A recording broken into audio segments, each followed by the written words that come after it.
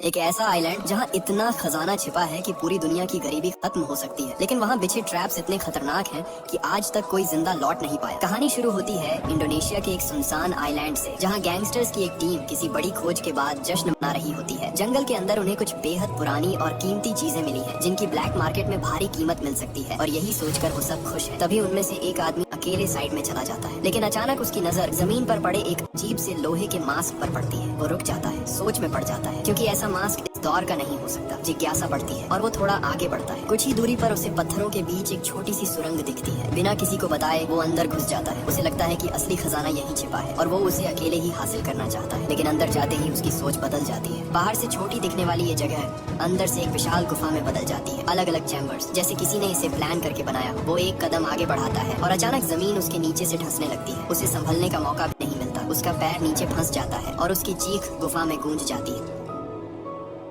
अब कहानी 20 साल आगे बढ़ती है, जहां हम एक टीम को देखते हैं जिन्हें एक अजीब सा बंकर मिल चुका होता है। बैन चाहता है कि अंदर जाकर कुछ बड़ा हाथ लगे, लेकिन जेसिका हिचकिचा रही होती है। फिर भी बैन उसे साथ लेकर अंदर चला जाता है, बाकी लोगों को बाहर रुकने को कहकर। बंकर के अंदर का माहौल अजीब खामोशी से भरा होता है, और जैसे जैसे वो आगे बढ़ते हैं उन्हें एहसास होने लगता है कि ये जगह खाली नहीं है। खोजते खोजते उन्हें 2 कंकाल मिलते हैं, जिन पर पुराने मिलिट्री बैज लगे होते हैं। ये जापानी सैनिक थे जो शायद यहाँ बहुत पहले आए थे और बाहर कभी लौट नहीं पाए। जेसिका सब कुछ देखने के बाद बस इतना कहती है कि वो मंजिल के बहुत करीब है, लेकिन असली बात छुपा लेती है। वो बैन को बाहर लेकर आती है और कहती है कि अभी और आगे जाना होगा, सही जगह अभी मिली नहीं है। आइलैंड पूरी तरह सुनसान है, घना जंगल, हर तरफ ऊंचे पेड़, ऐसे कि कोई भी आसानी से छुप सके। यही वजह थी कि वर्ल्ड वॉर के समय जापानी सेना ने इस जगह को चुना था। यहाँ से वो दुश्मनों पर नजर रखते और अचानक हमला कर देते। चलते चलते टीम एक पुराने माइनिंग एरिया तक पहुँचती है। सब कुछ टूटा हुआ, सालों से उजड़ा पड़ा, लेकिन उसी के नीचे उन्हें एक छुपा हुआ दरवाजा दिखता है। अंदर क्या है, कितना गहरा है, किसी को कुछ पता नहीं। कैप्टन साफ मना करता है, लेकिन बैन अब रुकने वाला नहीं। उसे हर हाल में अंदर जाना है, चाहे जो मिल जाए। मजबूरी में सब उसके साथ चलते हैं। जैसे ही दरवाजा खुलता है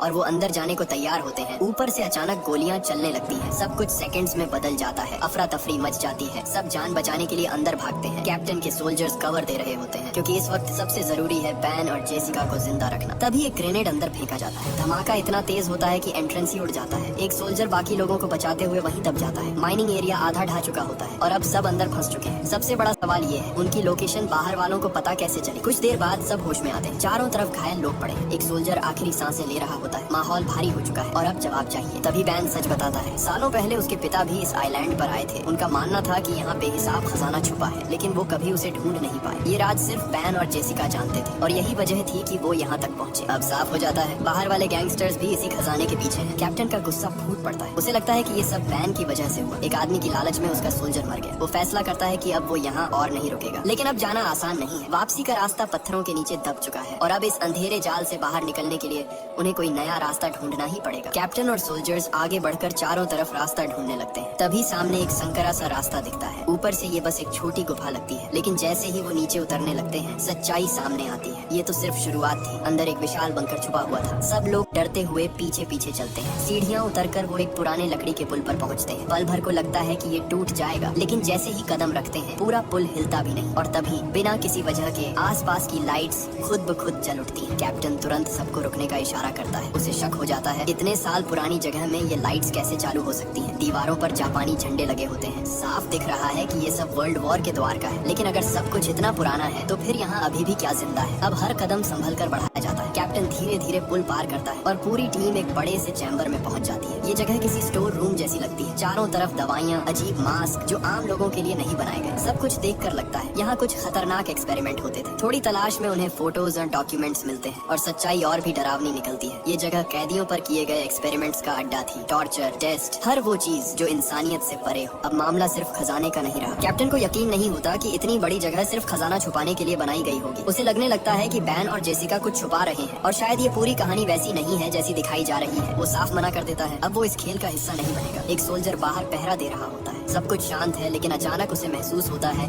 कि उसके ठीक पीछे कोई खड़ा है। वो धीरे से मुड़ता है और एक पल के लिए उसे एक अजीब सा इंसान दिखता है। चेहरे पर मास्क, हरकतें भी इंसानों जैसी नहीं, लेकिन अगली ही सेकंड वो गायब। अब ये साफ हो जाता है वो लोग यहाँ अकेले नहीं हैं। धीरे धीरे टीम के अंदर टेंशन बढ़ने लगती है। हर किसी के दिमाग में एक ही सवाल है, ये जगह असल में है क्या, और जिस खजाने के लिए वो यहाँ आए हैं वो सच भी है या बस एक कहानी। जेसिका अब बैन की तरफ देखती है। उसे इशारा करती है कि अब सच बताना पड़ेगा। बैन टालने की कोशिश करता है, लेकिन जेसिका खुद सब खोल देती है। वो बताती है कि ये कोई माइनिंग एरिया नहीं था, ये पहले एक हॉस्पिटल था जिस पर बाद में जापानी सेना ने कब्जा कर लिया। फिर इसे एक सीक्रेट लैब में बदल दिया गया जहाँ दुश्मन सैनिकों पर एक्सपेरिमेंट होते थे, ऐसे एक्सपेरिमेंट जिनमें इंसान को बदलने की कोशिश की जाती थी, उसे किसी और चीज में, किसी और के कंट्रोल में। जो डॉक्यूमेंट्स और फोटो उन्हें मिले थे वो इसी सच्चाई का सबूत थे। अब बात आती है खजाने की, जिस पर कैप्टन को अभी भी भरोसा नहीं, कोई पक्का सबूत नहीं है। जेसिका भी मानती है कि पूरी जानकारी उनके पास नहीं, लेकिन उसे यकीन है कि खजाना यहीं कहीं छुपा है। खजाने का नाम सुनते ही कुछ सोल्जर्स के चेहरे बदल जाते हैं। डर के साथ अब लालच भी आ गया है। वो सवाल पूछने लगते हैं, कितना गोल्ड है, कहाँ है, क्या सच में मिल सकता है? कैप्टन ये सब देख रहा होता है और उसे ये बिल्कुल पसंद नहीं आता। टीम बिखर रही है और वजह सिर्फ लालच है। इसी बीच उनका एक सोल्जर बुरी तरह घायल पड़ा होता है। उसकी हालत लगातार बिगड़ रही है। सबको समझ आ रहा है वक्त बहुत कम है। कैप्टन साफ कह देता है अब और अंदर जाने का कोई मतलब नहीं,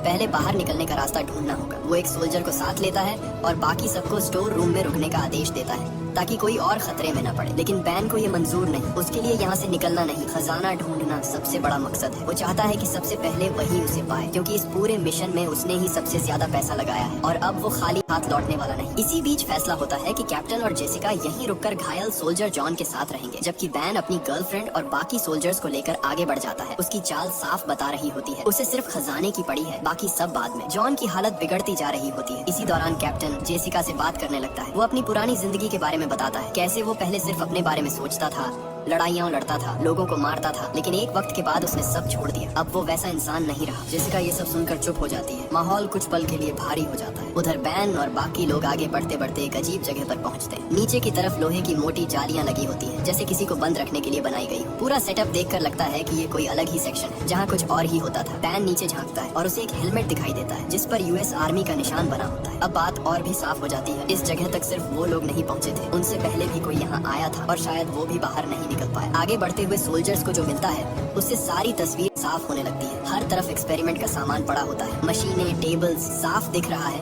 कि यहाँ इंसानों पर ही टेस्ट किए जाते थे। जेसिका जो कह रही थी वो झूठ नहीं था। ये जगह कैदियों के लिए नरक रही होगी। थोड़ा और आगे बड़े बड़े जार्स दिखाई देते हैं, अंदर कटे हुए बॉडी पार्ट्स इतने भयानक कि देखकर किसी का भी दिल दहल जाए। कुछ सोल्जर्स नजर तक नहीं टिकाते, लेकिन बैन रुकता नहीं। वो अपनी गर्लफ्रेंड के साथ और अंदर घुसता जाता है। डर उसके लिए मायने नहीं रखता, उसे सिर्फ खजाना चाहिए। उधर जॉन, जो पहले से ही बुरी तरह घायल पड़ा था, अचानक जमीन पर हलचल महसूस करता है, जैसे नीचे कुछ जिंदा हो। वो ध्यान से देखता है और तभी मिट्टी उसके नीचे से खिसकने लगती है। उसे समझ भी नहीं आता और वो धीरे धीरे जमीन के अंदर धंसने लगता है, ठीक उसी तरह जैसे शुरुआत में वो गैंगस्टर गायब हुआ था। कैप्टन और जेसिका ये देखते ही दौड़ पड़ते हैं। वो उसी जगह पर मिट्टी खोदने लगते हैं जितनी तेजी से हो सके। किसी तरह अंदर पहुंचते हैं, लेकिन तब तक देर हो चुकी होती है। जॉन मर चुका होता है। उसका शरीर अजीब तरीके से गल रहा होता है, जैसे किसी तेज केमिकल ने उसे जला दिया। और जब वो आसपास देखते हैं तो सन्न रह जाते हैं। चारों तरफ इंसानों के कंकाल पड़े होते हैं। अब ये साफ है इस गुफा में कुछ है जो लोगों को खींचता है, मारता है और उन्हें इस हालत में छोड़ देता है। कैप्टन और जेसिका अभी खुद को संभाल ही रहे होते हैं कि अचानक पीछे से उन पर हमला हो जाता है। किसी ने उन्हें जोर से मारा और दोनों वहीं बेहोश गिर जाते हैं। कैप्टन और जेसिका होश में आते हैं और अपने सामने एक मास्क पहने आदमी को खड़ा पाते हैं। उसके हाथ में हथियार होता है और वो खुद को वर्ल्ड वॉर 2 का जापानी सोल्जर बताता है। वो अभी भी उसी जंग में जी रहा है। वो कहता है कि जापान जीत चुका है, पूरी दुनिया पर उनका राज है और लड़ाई अभी भी चल रही है। वो सालों से यही है, बाहर कभी गया ही नहीं। कैप्टन और जेसिका उसे शांत करने की कोशिश करते हैं, लेकिन जेसिका साफ कहती है जंग बहुत पहले खत्म हो चुकी है, जापान हार चुका है। वो सोल्जर मानने को तैयार नहीं होता। तब जेसिका उसे अपने डिवाइस पर वीडियोस दिखाती है, सरेंडर के फुटेज, असली सबूत। धीरे धीरे उसकी आंखों से भ्रम टूटने लगता है। उसे एहसास होता है अगर ये सच पहले पता होता तो शायद वो अपने साथी को बचा सकता था, जो अब मर चुका है। वो टूट जाता है, घुटनों पर गिर जाता है। कैप्टन सावधानी से उसका हथियार नीचे रख देता है, क्योंकि अब भी उस पर पूरी तरह भरोसा नहीं किया जा सकता। फिर वो उससे सवाल करते हैं ये सब कैसे हुआ, इतने साल वो जिंदा कैसे रहा?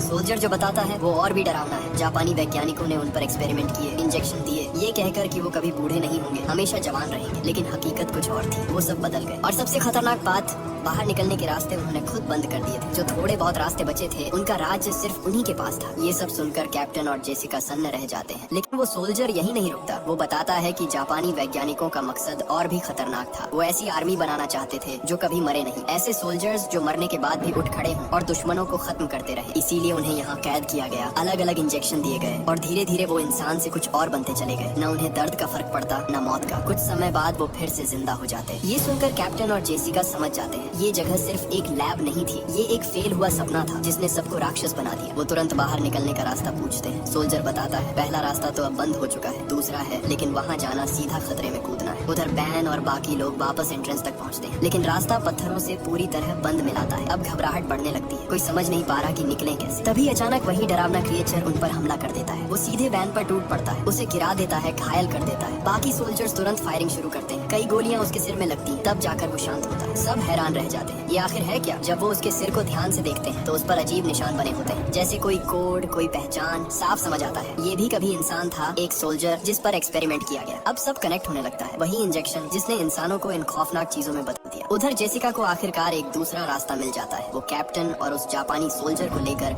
आगे बढ़ने लगती है। इधर बैन अपनी गर्लफ्रेंड और 2 सोल्जर्स के साथ एक और चैम्बर में पहुंचता है। ये जगह बाकी से भी ज्यादा डरावनी है। सामने एक बड़ा सा क्रिएचर बैठा होता है जिस पर और भी ज्यादा एक्सपेरिमेंट हुए लगते हैं, जैसे उसे और ताकतवर बनाने की कोशिश की गई हो। चारों तरफ एक्सपेरिमेंट का सामान फैला होता है। तलाश करते हुए बैन और उसकी गर्लफ्रेंड को एक ट्यूब मिलती है जिसके अंदर गोल्डन रंग का लिक्विड भरा होता है। अब उन्हें समझ आता है यही असली खजाना है, कोई सोना या हीरे नहीं, बल्कि ये लिक्विड जो इंसान को बदल देता है। बैन कुछ पल के लिए सोच में पड़ जाता है, लेकिन उसकी गर्लफ्रेंड तुरंत कहती है इसे साथ ले चलते हैं, ब्लैक मार्केट में इसकी कीमत बहुत होगी। वो ये नहीं सोचते कि ये चीज कितनी खतरनाक है। आखिरकार बैन फैसला लेता है और वो लिक्विड अपने पास रख लेता है। अब उसके हाथ में सिर्फ खजाना नहीं, एक तबाही है। आगे बढ़ते हुए उन्हें आखिर एक बड़ा दरवाजा मिलता है। उसे खोलते ही सामने एक और गुफा खुलती है और जैसे ही वो अंदर कदम रखते हैं सब कुछ बदल जाता है। सामने पूरी एक आर्मी खड़ी होती है, सैकड़ों नहीं उससे भी ज्यादा, सब एक जैसे, सड़े हुए शरीर, चेहरों पर मास्क और एकदम खामोश, जैसे किसी आदेश का इंतजार कर रहे हो। यही वो फाइनल सोल्जर्स थे जिनको बनाने का सपना देखा गया था। इमॉर्टल, बिना दर्द, बिना डर, बस मारने के लिए। लेकिन जैसे ही टीम वहाँ पहुँचती है वो सब जाग जाते हैं। अगले ही पल पूरी आर्मी उन पर टूट पड़ती है।